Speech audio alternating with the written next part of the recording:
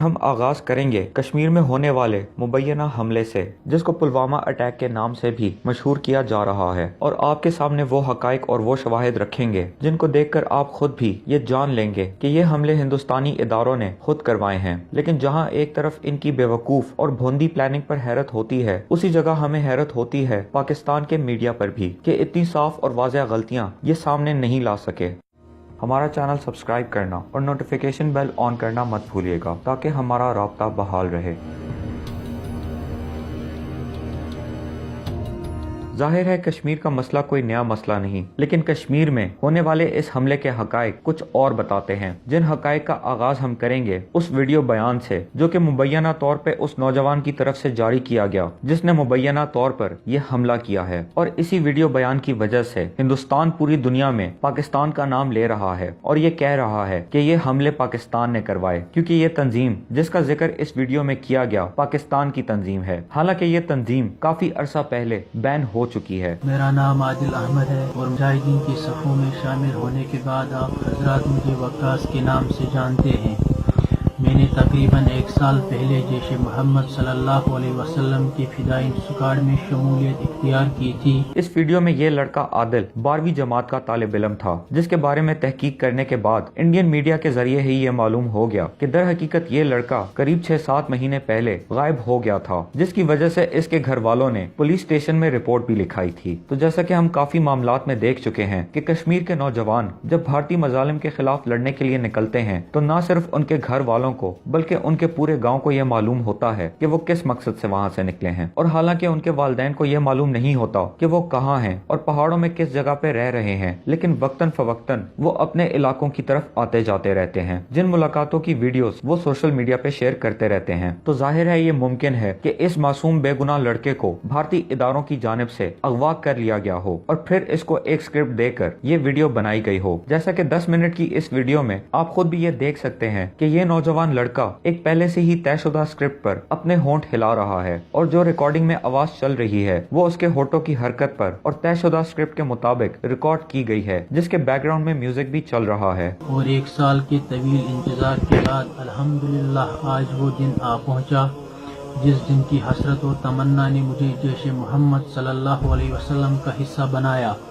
یہاں پہ یہ بات یاد رکھنا ضروری ہے کہ کشمیر میں لڑنے والے نوجوانوں کے پاس محدود وسائل ہوتے ہیں اور وہ اکثر پہاڑوں میں بسیرا کرتے ہیں۔ اسی وجہ سے گزشتہ دور میں اکثر ویڈیوز جو جاری کی جاتی ہیں ان کو دیکھ کر یہ صاف پتہ چل جاتا ہے کہ یہ کسی موبائل فون سے ریکارڈ کی گئی ہیں، کیونکہ ان میں سے اکثر پورٹریٹ موڈ میں ہوتی ہیں اور کوئی بھی ایڈیٹنگ کمپیوٹر کے بجائے موبائل فون میں موجود ایڈیٹنگ سافٹ ویئر سے کی جاتی ہے، اور یہاں پر بھی اس ویڈیو پر کائن ماسٹر کا لوگو موجود ہے، جس سے یہ ظاہر کرنے کی کوشش کی جا رہی ہے کہ یہ ویڈیو بھی ایک موبائل کے ذریعے بنائی گئی ہے۔ حالانکہ پوری ویڈیو کے مشاہدے کے دوران یہ بات صاف پتہ چلتی ہے کہ 2 سے 3 دفعہ کیمرہ زوم ان اور زوم آؤٹ کرتا ہے، اور اس طریقے سے زوم آؤٹ کرتا ہے جیسا کہ فنکشن DSLR میں موجود ہوتا ہے، نہ کہ موبائل فونز میں۔ تو ظاہر ہے یہ سوال اٹھتا ہے کہ کیوں جان بوجھ کر ایک پراپر ویڈیو کی کوالٹی یوں خراب کی گئی، اور ایک ہائی ڈیفینیشن کیمرہ سے ریکارڈ ہونے والی امیج کو کیوں یہ دکھانے کی کوشش کی گئی کہ وہ امیج یا وہ ویڈیو ایک موبائل فون سے ریکارڈ کی گئی ہے۔ لیکن اس ویڈیو میں سب سے زیادہ غور طلب ہے لائٹ ایڈجسٹمنٹ، کیونکہ اسٹوڈیو میں لائٹ ایڈجسٹ کرنے والے کی یہ ذمہ داری ہوتی ہے کہ سامنے ریکارڈ ہونے والی امیج میں غیر ضروری سائے نہ ہو، اور جیسا کہ آپ دیکھ سکتے ہیں کہ پوری ویڈیو میں رکھے ہوئے ہتھیاروں کا اور نہ ہی عادل کا کوئی سایہ موجود ہے، یہاں تک کہ اس کی ناک کے نیچے بھی کوئی سایہ موجود نہیں ہے، اور ایسی لائٹ ایڈجسٹمنٹ صرف ایک اسپیشلسٹ ہی کر سکتا ہے۔ اور کیونکہ یہ کافی ڈارک انوائرمنٹ ہے جس میں نہ صرف عادل کا لباس کالا ہے بلکہ زمین پر لگا ہوا کارپیٹ بھی کالا ہے، اور اس کمرے میں کوئی نیچرل لائٹ انٹر نہیں ہو رہی، تو ایسا ایفیکٹ صرف اور صرف ایک اسپیشلسٹ لائٹ کے ذریعے ہی لیا جا سکتا ہے، جو لائٹ اسٹوڈیوز میں استعمال ہوتی ہیں، جن کا ریفلیکشن آپ صاف طور پہ زمین پر رکھے ہوئے ان گرنیڈز پر دیکھ سکتے ہیں، خاص طور پہ اس کالے گرنیڈ پر۔ اس کے علاوہ جو گن عادل کے سامنے سٹینڈز پر رکھی ہوئی ہے وہ ایک امریکی گن ہے جو کہ M16 کہلاتی ہے، اور غالباً ہاتھ میں پکڑی ہوئی گن AR-15 ہے، اور یہ دونوں بندوقیں امریکی بندوقیں ہیں۔ اور دیگر وجوہات کے علاوہ ان دونوں گنز کی مشہوری کی ایک وجہ یہ بھی ہے کہ یہ آسانی سے خراب ہو جاتی ہیں، اور تھوڑی سی गर्द लगने पर और गंदा होने पर मेल फंक्शन कर देती हैं, और ये वो असलहा नहीं जो कि कश्मीरी मुजाहिदीन इस्तेमाल करते हैं। और दर हकीकत उनका पसंदीदा असलहा क्लैशनकोव है, जिसके बारे में ये मशहूर है कि पूरा साल पानी में पड़े रहने के बावजूद भी इसको चलाया जा सकता है, और ये एक रिलायबल और डिपेंडेबल गन है। इन तमाम बातों के अलावा इस पूरे मंजर में एक और भी बहुत बड़ी गलती है, और वो गलती है इस झंडे की जिस पर अल जिहाद लिखा हुआ है। बैन होने से पहले जैश ए मोहम्मद का भी एक झंडा था और उस पर भी अल जिहाद लिखा हुआ है, लेकिन उसमें अल जिहाद मुख्तलिफ तरीके से लिखा होता है। तो भला कैसे कोई तंजीम अपना गलत लोगो छाप सकती है? इस वीडियो के अलावा भारतीय मीडिया और सोशल मीडिया पर मुबैना हमले की भी कुछ वीडियो शाया की गयी, और उनमें इस वीडियो से भी ज्यादा इनकंसिस्टेंसीज मौजूद हैं, जिन इनकंसिस्टेंसी से यह साफ पता चलता है कि ये एक प्लान्ड हमला था। जैसा कि ये वीडियो जो कि मौका वारदात के नजदीक एक दुकानदार ने बनाई, क्योंकि जाहिर है इसको मालूम होगा कि ऐसे हमले के बाद नजदीकी इलाके में क्रैकडाउन शुरू हो जाएगा, जिससे जाहिर है बचने के लिए इसने अपनी दुकान बंद करना शुरू कर दी।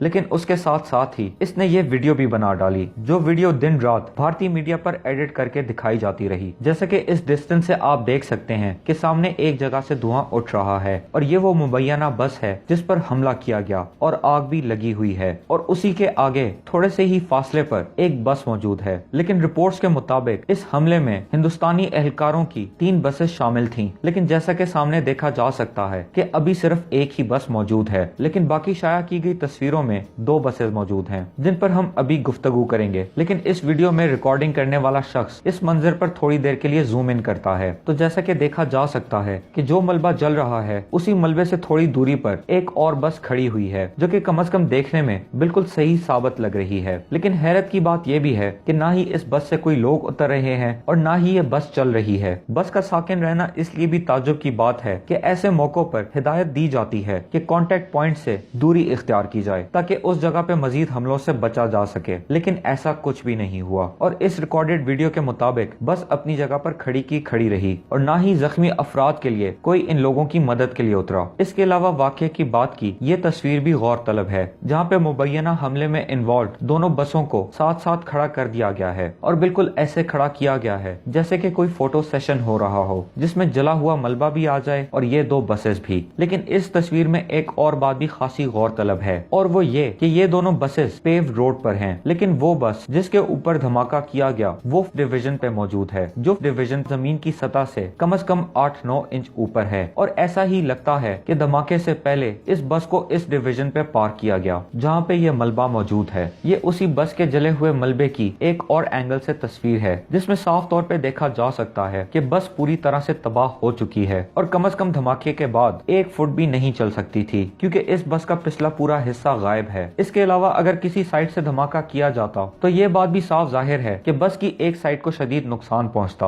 और दूसरी साइड कुछ हद तक बच जाती। लेकिन जैसे कि साफ देखा जा सकता है कि ये बस पूरी की पूरी तरह तबाह हो चुकी है, और न सिर्फ इस बस का पिछला हिस्सा मिसिंग है, बल्कि एक्सल भी बाहर निकला हुआ है और फ्रेम भी बाहर की तरफ बेंड हुआ है, जिसको कम से कम देखने से यही मालूम होता है कि बारूदी मवाद इस बस के अंदर रखा गया था। लेकिन इस मलबे से ज्यादा गौरतलब है वो 2 बसेस जो इस मलबे के पीछे खड़ी हुई हैं। जैसा कि वीडियो में देखा जा सकता है कि सामने खड़ी हुई बस के पीछे कुछ सुराख हैं, जिनके बारे में भारतीय मीडिया में कहा जा रहा था कि ये सुराख हमला आवरों की फायरिंग की वजह से हुए। तो यहाँ पर मैं आपकी तवज्जो दिलाना चाहूंगा कुछ निशानियों की जानिब, जैसे कि ये येलो स्टिकर जो कि टाटा के बैच के ऊपर लगा हुआ है। ये तस्वीर आप थोड़ी देर के लिए जहन नशीन कर लें। यहाँ पे ये याद रखना भी जरूरी है कि इस बस की ये वीडियो या ये तस्वीर एक मिलिट्री कैंप के अंदर ली गई, जैसा कि साफ देखा जा सकता है कि आर्मर्ड गाड़ी के पीछे बाउंड्री वॉल मौजूद है, और जिस जमीन पर यह बस खड़ी हुई है वो कच्ची जमीन है और एक पेव्ड रोड या पक्की सड़क नहीं है, जैसा कि बाकी तस्वीरों में देखा जा सकता है। जैसा कि ये तस्वीर, इन तस्वीर में साफ तौर पे देखा जा सकता है कि दोनों बसेस में पिछली साइड पे जो बस खड़ी हुई है उस पे एक रेड कलर का साइन मौजूद है, जो कि जाहिर है उस बस पे मौजूद नहीं था जिसमें वो सुराख मौजूद थे। इसके अलावा अगर आगे खड़ी हुई बस पर गौर करें तो इसकी बैक साइड भी उस बस से खासी मुख्तलिफ है, जो कि भारतीय न्यूज चैनल्स चैनल्स पर दिखाई गई। और न सिर्फ टाटा लोगो के ऊपर वो येलो साइन गायब है, बल्कि उसकी जगह एक नंबर प्लेट है जिस पर गालबन 2303 लिखा हुआ है। इसके अलावा इस बस के पीछे कोई सुराख भी नहीं दिखाई दे रहे, जैसा कि उस वीडियो में दिखाई दे रहे थे जो कि मिलिट्री बेस पर ली गई। तो इससे ये साफ पता चलता है कि ये वो बस है ही नहीं जो बस सड़क पे मौजूद थी, और ये कोई और प्लांटेड बस है जो कि दिखावे के लिए मीडिया के सामने की गई। इसके अलावा ये भी दिखाने की कोशिश की गई कि ब्लास्ट के शॉकवेव की वजह से बस की खिड़कियां भी टूट गई हैं, लेकिन अगर गौर किया जाए तो जालियों के पीछे कोई खिड़कियों के बकाया जात जैसे कि कांच के टुकड़े और जर्रात मौजूद नहीं हैं, और ऐसा ही लगता है जैसे कि इनको अच्छी तरह से साफ कर दिया गया हो। इसके अलावा ये भी कहा गया कि बस में ये सुराख धमाके के बाद फायरिंग की वजह से हुए थे, लेकिन जैसा कि देखा जा सकता है कि ये सुराख काफी बड़े सुराख हैं, और जाहिर है कि एक क्लैशनकोफ की गोली की वजह से इतने बड़े सुराख नहीं होते। इसके अलावा तमाम तर सुराख न सिर्फ काफी इर्रेगुलर हैं, बल्कि गोली का कोई भी इम्पैक्ट का निशान भी यहाँ पर मौजूद नहीं है, जो कि अमूमन ऐसी सूरतों में एक दायरे की सूरत में मौजूद होता है। लेकिन इससे भी ज्यादा गौरतलब है ये निशान जो कि इस सुराख के नीचे मौजूद हैं। जाहिर है ये सुराख बनाने के लिए जिसको भी ड्यूटी दी गई होगी उसने किसी कटर का इस्तेमाल किया होगा, और उसने शुरू किया होगा इन दो जगहों से, लेकिन शायद किसी के बताने पर उसने ये दो जगहें छोड़कर आगे सुराख कर दिया, जिस पर हल्के फुल्के काले धब्बे लगाकर ये दिखाने की कोशिश की जा रही है जैसे यहाँ पर कोई श्रैपनल लगी हो, लेकिन उसी सुराख के आगे कपड़े का बना हुआ एक परांदा लहलहा रहा है। इसके अलावा इस वीडियो में इस सुराख का ये एंगल भी काफी गौरतलब है, जिसमें साफ देखा जा सकता है कि इन दो जगहों पर किसी कटर के जरिए दो कट्स लगाए गए हैं और बाकी मलबे को जबरदस्ती अंदर मोड़ा गया है, और इतने करीब इतने शदीद धमाके के होने के बावजूद बाकी सारी बस बिल्कुल सलामत है। तो हमारे ख्याल से इतने शवाहिद ये साबित करने के लिए काफी हैं कि ये झूठा हमला इन लोगों ने खुद करवाया, ताकि न सिर्फ इन झूठे वाकयात का सहारा लेकर पाकिस्तान को बदनाम किया जा सके और आने वाले इलेक्शंस में फायदा उठाने के लिए एक जंग का माहौल बनाया जा सके, बल्कि इन्हीं खुद साख्ता हमलों की आड़ में कश्मीरी अवाम पर भी मजीद क्रैकडाउन किया जा सके।